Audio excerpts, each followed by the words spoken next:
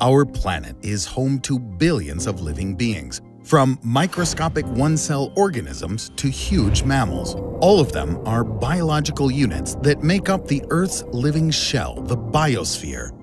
In total, the animal kingdom is made up of about 1.5 million species. And you might find this surprising, but 65% of all animal species on the planet are insects. So, what comes to mind when you hear the word insect?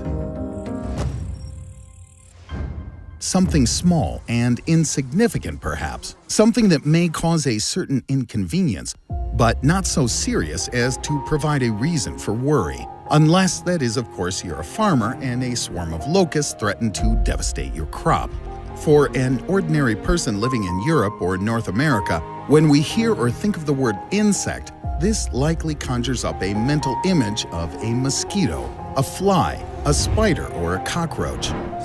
These representatives of the class Insecta are ubiquitous in the temperate climate zone. But if you happen to live somewhere in the tropics, in all likelihood you won't think them such harmless and inconsequential little creatures. Under tropical belt conditions, insects come in truly large and dangerous varieties. For example, the Titan beetle, living in the rainforests of Peru, Ecuador, and Colombia, can grow to 7 inches or almost 18 centimeters in length. And while visiting an exotic island in the Caribbean, you may encounter the Scolopendra gigantea. This ominous name, as you might have guessed, was given for a reason. This species is indeed a giant among representatives of its class, with a body consisting of more than 20 segments and a length reaching up to an incredible 12 inches. That's over 30 centimeters. In humans, the bite of a Scolopendra causes local swelling and pain that can last a day and night through. But even these incredibly large insects are no match for their horrific ancestors, which inhabited the Earth millions and billions of years ago. But first, before we continue, I've got a question for you. Have you ever heard of the World Catfight Championship? No? Well, to tell you the truth, I was just as surprised as you when I first heard about it. I know it sounds wacky, but I now actually take part in this crazy catfight championship myself. You want to know more? Okay, it's the super top secret project called CATS I'm talking about. If your passion for mobile games is anything like old Riddle has, you simply gotta try CATS. Put simply, your character in this game is a feisty little alley cat who dreams of rising from the bottom of the social heap to becoming the winner of the most ferocious competition in his domain. To do this, you're gonna have to equip your cat with a vehicle of war. This is totally up to your creative genius. You can even skip the wheels if you want. Every time you beat someone, you earn more and more awesome parts, ultimately making your car almost invincible. The automated fighting leaves you plenty of time to enjoy designing your perfect war machine. Your battle cat will take care of the rest. I had so much fun playing I could talk about it for hours, but you better see it for yourself. Download the game right now via the link in the description and register with the promo code RIDDLE to take advantage of a cool bonus, a load of crystals to level up your cat right from the start. Humankind has been ever curious about what transpired before our time, before the rise of humans on the Earth. We strive to unravel the mysteries behind the origin of our species, our planet, and the universe at large.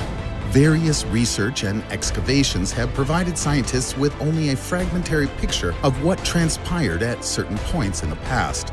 Obviously, many questions remain. But thanks to these tireless researchers, we now have more information than ever about the events that took place hundreds of millions of years before the, historically speaking, very recent emergence of Homo sapiens. We all have some ideas about dinosaurs, picturing them as giant prehistoric reptiles. But dinosaurs weren't the only inhabitants of the planet during that period. 250 million years ago and later, a large number of insect species coexisted with the great lizards and were equally successful. And I do not use the word equally here lightly. Paleontological digs across the globe have provided scientists with numerous insect fossil finds. Most of them aren't that significant, but the imposing size of some of these specimens would challenge the vision of even the greatest horror writers. For example, A giant flea discovered during excavations in Mongolia has an inch-long body. That's 2.5 centimeters. In comparison to its modern kin, a true giant. Its piercing and sucking proboscis reaches 1/5 of an inch, or almost a centimeter long. Yeah! Not exactly a towering monster, but it's hard to imagine anybody be happy to find one in their bed. And if you think that's all the prehistoric world has to offer, think again. Let me introduce Dictyoneuridae, a family of ancient insects that lived on Earth 230 million years ago. The span of this giant's wings exceeded 20 inches, or over 50 centimeters. Not too shabby if you ask me. Due to their size, they needed to shed not only at the larval stage, but also during their adult life. And their oral apparatus was not quite unlike the beak of a bird of prey. No less interesting were the members of the order Paleodictyoptera, which lived 250 million years ago. As one of the specimens that was unearthed demonstrated, these gargantuan insects could grow to a wingspan of a whopping 23 inches, that's almost 59 centimeters. But even they were dwarfed by some other insect dwellers of the prehistoric Earth. One example is the ancient ancestor of the dragonfly, Meganeura, which inhabited the planet from the early Paleozoic to the beginning of the Permian era, roughly 250 to 300 million years ago. Two representatives of this species are considered the largest flying insects of all time, with a wingspan reaching up to 40 inches or a meter wide. Among today's flying creatures, only a couple of dozen birds can claim characteristics similar to those of the flying arthropods of that ancient bygone era. So what about the ancestors of insects whose stings result in thousands of human deaths every year? Enter the scorpions. 330 million years ago, enormous scorpions called Anomalocaris roamed our planet.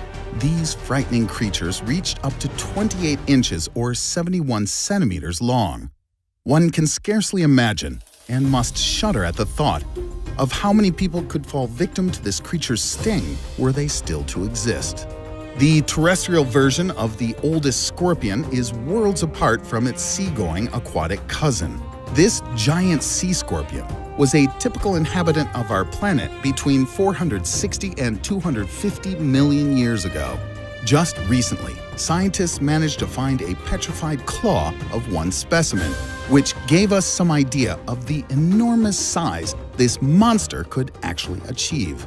It turns out that this ancient predator of the seas and oceans of the world could grow to as large as 80 inches or 2 meters in length. But even Anomalocaris isn't the record holder among prehistoric insectile creatures. Roughly 350 million years ago, there existed a fascinating arthropod genus called Arthropleura, the largest known insects in the history of our planet. Some species could reach up to 120 inches. That's 3 meters. Heretofore a length thought impossible for an invertebrate. And should I mention that this huge creature walked on 60 legs? It's safe to assume that upon meeting such an ungodly beast, while taking a stroll through the woods, your average Homo sapiens would poop his pants, to say the least. Come to think of it, the same reaction might be brought about by a chance meeting with any of the aforementioned gigantic bugs. A quick analysis of this information immediately reveals a pattern. The more ancient the insects, the greater their size. Paleobiologists already have the explanation for this gigantism.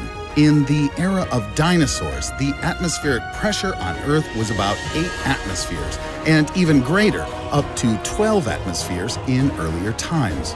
Moreover, the atmospheric content of oxygen back then reached as high as 35%. These factors allowed for, and even encouraged, the development of organisms with much larger dimensions. Up to this point, we've been discussing insect-like creatures living in eras no earlier than the Paleozoic, which began 550 million years ago. As of now, no remains of earlier such creatures have ever been found. At least, nothing has reached our times intact. We can only guess that their dimensions were undoubtedly humongous. Indeed, as we've seen, the younger the Earth was, the higher was the pressure and oxygen content in the air. So if we know that 500 million years ago, 80-inch, 2-meter-long insects existed, then what flying and crawling monstrosities might have been buzzing about, say, 1 billion years ago, or even 5 billion? You might object and say that the first living organisms only appeared on the Earth 3 billion years ago. But we really don't know that for sure. This is only a theory that scientists currently agree on, and that could instantly collapse if just one fossil dated more billions of years ago is found. And as long as additional excavations are carried out, the possibility for such a discovery remains. Our knowledge of early life on our own planet is rather sketchy, to say the least, and a small object or two brought to the light of present day from the secret vaults of the ancient Earth could shatter the present scientific consensus in the blink of an eye. And while we wait for the next revolutionary discovery, it's worth remembering that, though overshadowed somewhat by the now almost 8 billion representatives of Homo sapiens, the descendants of living creatures no less majestic still exist on our planet. But then, considering how many years and epochs and eons younger we humans are as a species, and how phenomenally fewer there are of us than of the insects who number in the trillions upon trillions, mightn't it be more apt, perhaps, to say that it is we who are overshadowed by them?